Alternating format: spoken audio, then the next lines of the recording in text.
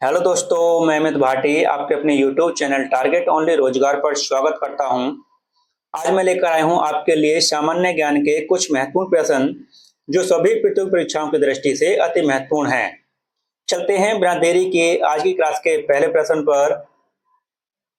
बांग्लादेश का राष्ट्रीय गान किसके द्वारा लिखा गया है? तो आपका सही उत्तर है ऑप्शन ए, रविंद्रनाथ टैगोर के द्वारा। और दोस्तों, अगर पूछा जाए कि भारत का राष्ट्रीय गान जन गण मन किसके द्वारा लिखा गया है, तो दोस्तों भारत का राष्ट्रीय गान जन गण मन रविंद्रनाथ टैगोर के द्वारा लिखा गया है। दोस्तों, आपका अगला प्रश्न, भारत में आपातकाल की घोषणा का प्रावधान किस अनुच्छेद में है? तो आपका सही उत्तर है ऑप्शन ए, अनुच्छेद 352 में। और दोस्तों, अगर पूछा जाए कि भारत में कितने प्रकार के आपातकाल हैं, तो दोस्तों भारत में आपातकाल 3 प्रकार के हैं। एक तो है दोस्तों राष्ट्रीय आपात। दोस्तों राष्ट्रीय आपात है अनुच्छेद 352 में। एक है दोस्तों राष्ट्रपति शासन। तो दोस्तों ये अनुच्छेद 356 में है दोस्तों। एक है दोस्तों वित्त आपात, यह दोस्तों अनुच्छेद 360 में है। दोस्तों यह किस प्रकार लगते हैं मैं आपको बता देता हूं। जब दोस्तों किसी बाहरी देश ने हमारे देश पर आक्रमण करेगा तो वह राष्ट्रीय आपात लगाया जाएगा 352 के तहत। जब दोस्तों किसी राज्य में राष्ट्रपति शासन लगाया जाता है तो वो दोस्तों अनुच्छेद 356 के तहत लगाया जाता है। और दोस्तों जब हमारे देश की मुद्रा किसी संकट में आएगी या आ जाए तो उस समय अनुच्छेद 360 के तहत वित्त आपात लगाया जाता है। तो दोस्तों यह क्वेश्चन भी काफी बार पेपर में पूछा गया है कि अब तक भारत में कितनी बार वित्त आपात लगाया गया है। तो दोस्तों अब तक भारत में वित्त आपात एक भी बार नहीं लगा है। ठीक है दोस्तों, ये ध्यान रखना, अब तक भारत में वित्त आपात एक भी बार नहीं लगाया गया है। आपका अगला प्रश्न,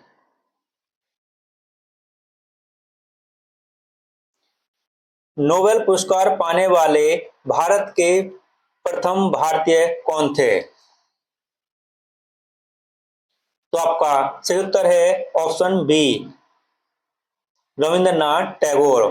दोस्तों यह साहित्य का नोबेल पुरस्कार था। यह 1913 में रविंद्रनाथ टैगोर को यह पुरस्कार दिया गया था। और दोस्तों किस पुस्तक के लिए दिया गया था? तो दोस्तों यह पुस्तक थी गीतांजलि पुस्तक के लिए यह पुरस्कार दिया गया था दोस्तों। तो दोस्तों यह तो हो गया साहित्य का नोबेल पुरस्कार पाने वाले पहले भारतीय व्यक्ति कौन थे, तो रविंद्रनाथ टैगोर थे। और दोस्तों अगर पूछा जाए कि एशिया के पहले व्यक्ति कौन थे साहित्य का नोबेल पुरस्कार पाने वाले, तो दोस्तों एशिया हो या भारत हो, दोनों में ही पाने वाले पहले व्यक्ति ना रविंद्रनाथ टैगोर थे जो भारतीय थे। ठीक है दोस्तों, आपका अगला प्रश्न, श्वेत क्रांति का संबंध किससे है? तो आपका सही उत्तर है ऑप्शन बी, दूध से। और दोस्तों श्वेत क्रांति का अन्य नाम है तो दोस्तों वह है ऑपरेशन फ्लड।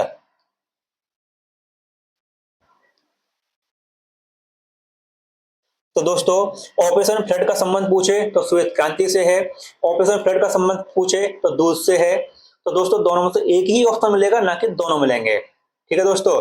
और दोस्तों अगर पूछा जाए कि श्वेत क्रांति के जनक कौन है, तो दोस्तों श्वेत क्रांति के जनक वर्गीज कुरियन है दोस्तों।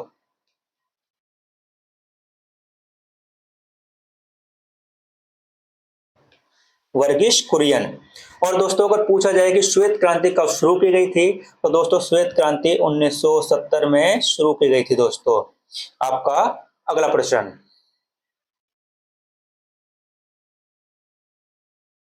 गोताखोर पानी के अंदर सांस लेने के लिए कौन सी गैस ले जाते हैं?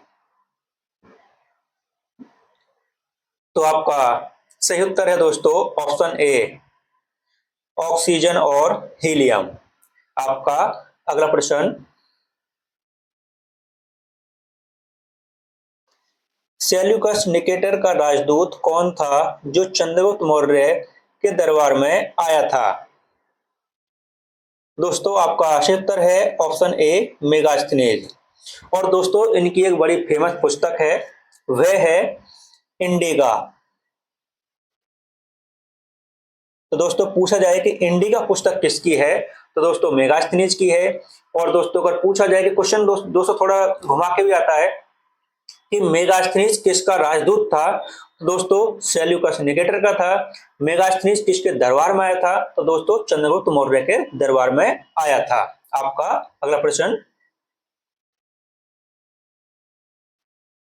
भारत का प्रधानमंत्री बनने के लिए न्यूनतम आयु सीमा क्या है, तो आपका सही उत्तर है ऑप्शन सी 25 वर्ष। दोस्तों राष्ट्रपति बनने के लिए जो न्यूनतम उम्र है, तो दोस्तों राष्ट्रपति बनने के लिए 35 वर्ष है दोस्तों, राष्ट्रपति। और दोस्तों राज्यपाल, दोस्तों राज्यसभा का सदस्य बनने के लिए 30 वर्ष है दोस्तों, राज्यसभा। और दोस्तों अगर पूछा जाए कि लोकसभा का सदस्य बनने के लिए न्यूनतम आयु 25 वर्ष है दोस्तों, क्योंकि लोकसभा के सदस्य ही होते हैं प्रधानमंत्री। ठीक है दोस्तों, एक बार मैं आपको फिर से बताता हूं, लोकसभा या प्रधानमंत्री के लिए न्यूनतम आयु 25 वर्ष है, राष्ट्रपति राज्यपाल के लिए 35 वर्ष है दोस्तों, और राज्यसभा के लिए कितनी है दोस्तों, राज्यसभा के लिए 30 वर्ष है दोस्तों। आपका अगला प्रश्न, दोस्तों इसका जो सही उत्तर है वह ऑप्शन सी है दोस्तों। आपका अगला प्रश्न, हरिप्रसाद चौरसिया का संबंध वाद्य यंत्र से है, तो आपका सही उत्तर है ऑप्शन बी बांसुरी से। आपका अगला प्रश्न, विटामिन की खोज किसने की, तो आपका सही उत्तर है ऑप्शन बी कासिमिर फंक ने। और दोस्तों अगर पूछा जाए कि पानी में घुलनशील विटामिन कौन सी है दोस्तों, पानी में घुलनशील विटामिन बी और सी है दोस्तों। और पूछा जाता है कि दोस्तों वसा में घुलनशील कौन सी है दोस्तों, तो दोस्तों वसा में घुलनशील है ए, डी, ई और विटामिन के। तो दोस्तों यह वसा में घुलनशील है, और दोस्तों यह पानी में घुलनशील है। आपका अगला प्रश्न,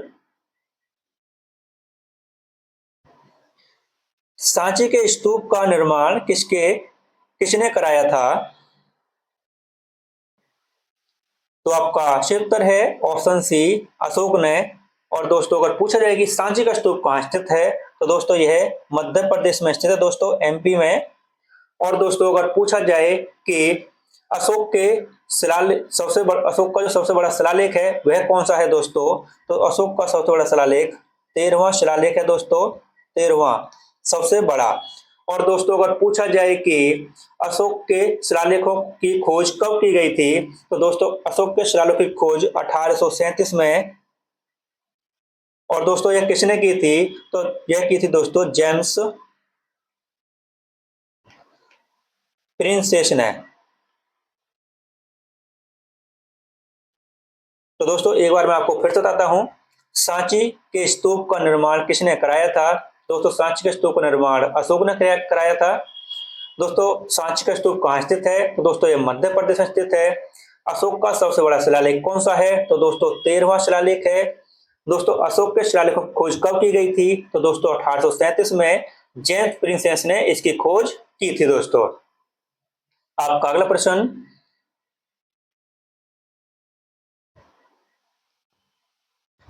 मुंडा जनजाति किस राज्य में पाई जाती है, तो आपका सही उत्तर है ऑप्शन सी झारखंड। और दोस्तों झारखंड में भी छोटा नागपुर का जो पठार है वहां पर यह मुख्य रूप से निवास करती है दोस्तों, छोटा नागपुर का पठार। तो दोस्तों यह मुख्य रूप से यह निवास करती है दोस्तों।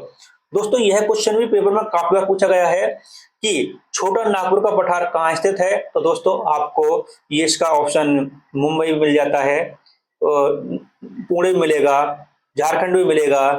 तो दोस्तों इसमें अलग अलग मिलते हैं ऑप्शन। तो ज्यादातर दोस्तों महाराष्ट्र के ऑप्शन को चॉइस करते हैं, क्योंकि नागपुर वहीं पर है। लेकिन दोस्तों छोटा नागपुर का पठार झारखंड में स्थित है। दोस्तों यह याद रखना क्वेश्चन दोस्तों काफी बार पेपर में पूछा गया है कि छोटा नागपुर पठार किस राज्य में स्थित है। दोस्तों यह झारखंड में स्थित है। आपका अगला प्रश्न, अनुवांशिकता के नियम का प्रतिपादन किसने किया था? तो आपका सही उत्तर है ऑप्शन ए ग्रेगर मेंडल ने। आपका अगला प्रश्न, वनस्पति घी के निर्माण में कौन सी गैस प्रयुक्त होती है? तो आपका सही उत्तर है ऑप्शन सी हाइड्रोजन। आपका अगला प्रश्न,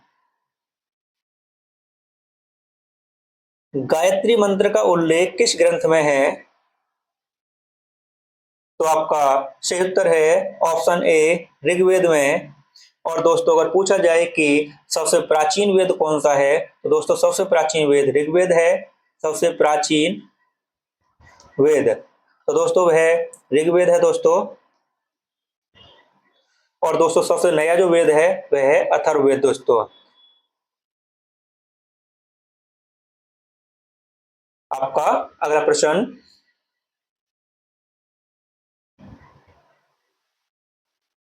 किसे सितार तथा तबले का जनक माना जाता है? तो आपका सही उत्तर है ऑप्शन ए अमीर खुसरो को। आपका अगला प्रश्न,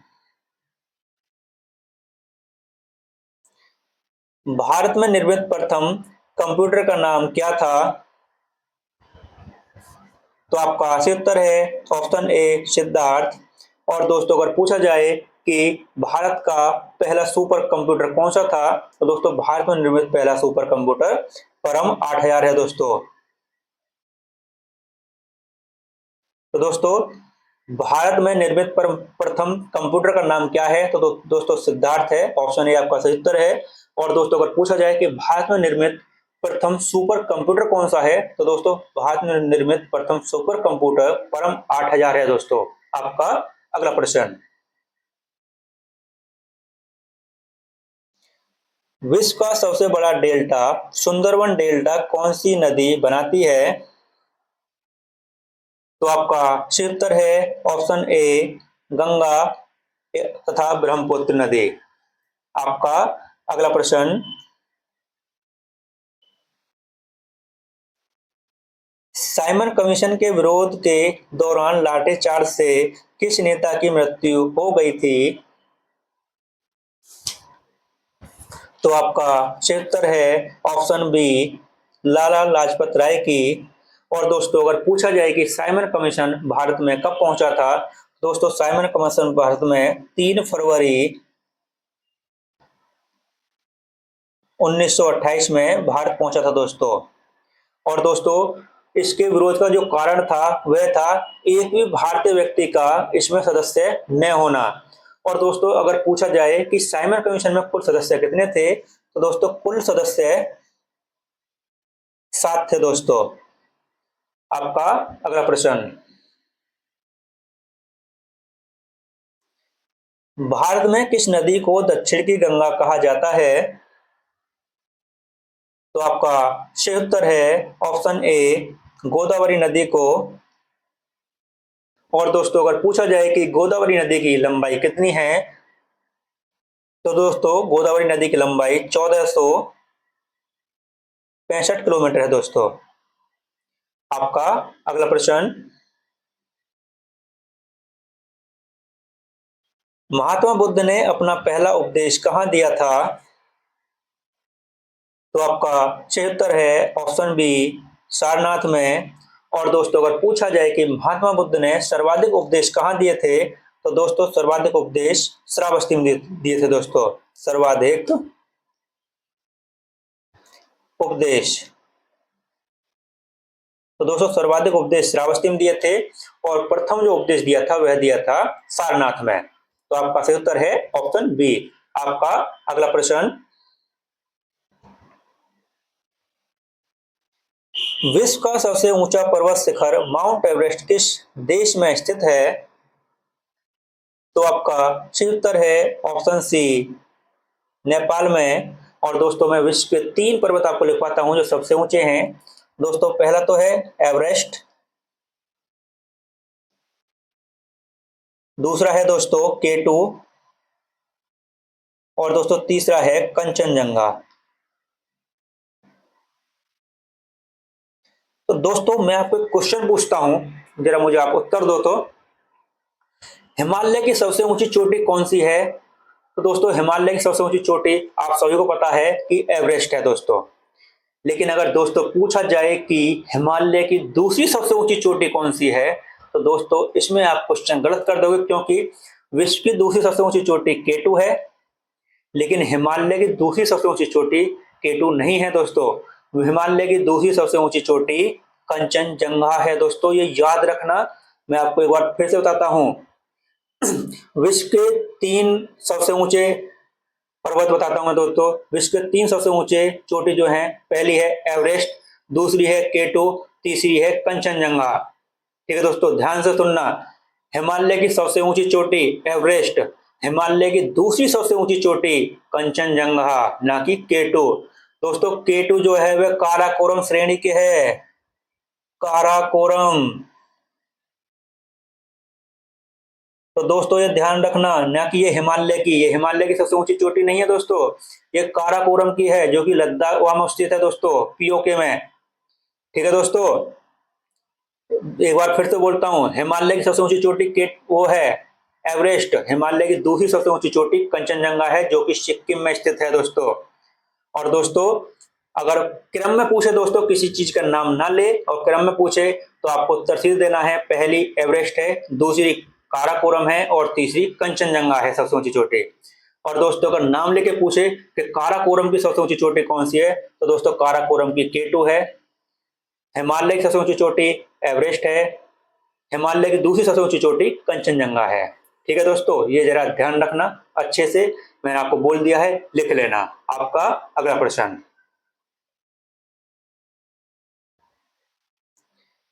मधुबनी किस राज्य की लोक चित्रकला शैली है?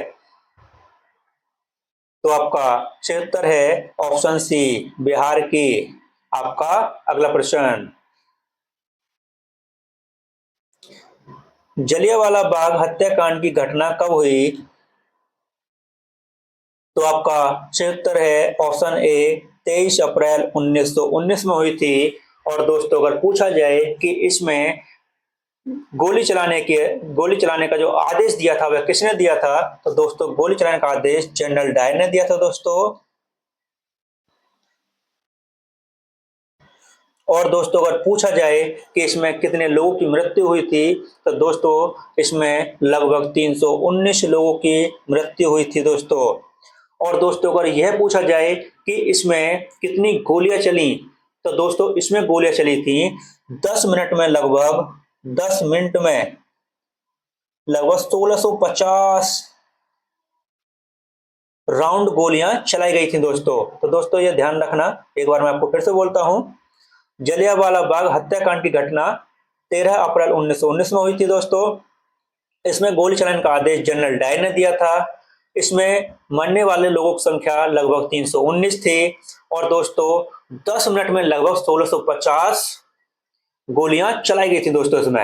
आपका अगला प्रश्न, प्याज में खाने योग्य भाग क्या कहलाता है? तो आपका सही उत्तर है ऑप्शन सी, मांसल पत्ते।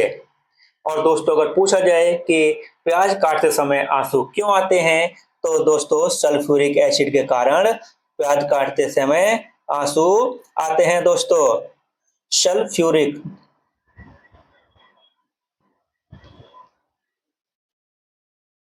सल्फ्यूरिक एसिड के कारण,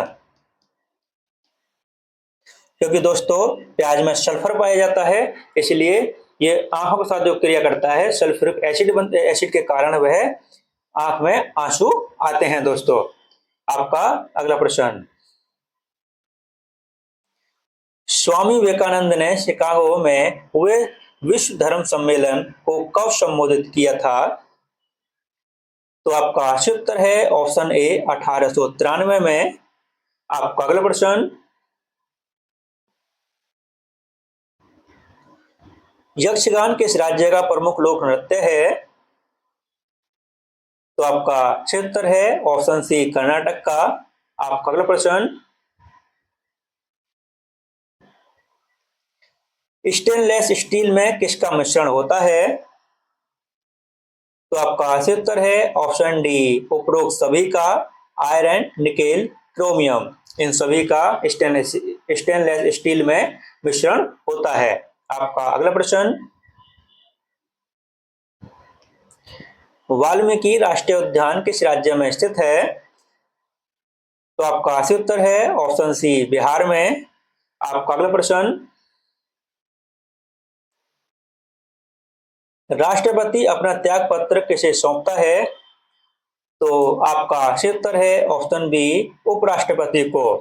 दोस्तों, राष्ट्रपति अपना त्याग पत्र उपराष्ट्रपति को देता है और उपराष्ट्रपति अपना त्याग पत्र राष्ट्रपति को सौंपता है दोस्तों।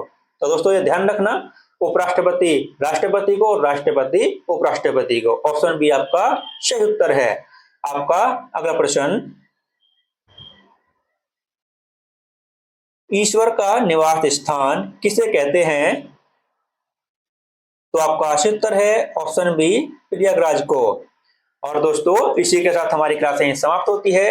अगर आपको हमारी क्लास अच्छी लगी हो तो हमारी वीडियो को लाइक, शेयर और सब्सक्राइब करना न भूलें। धन्यवाद।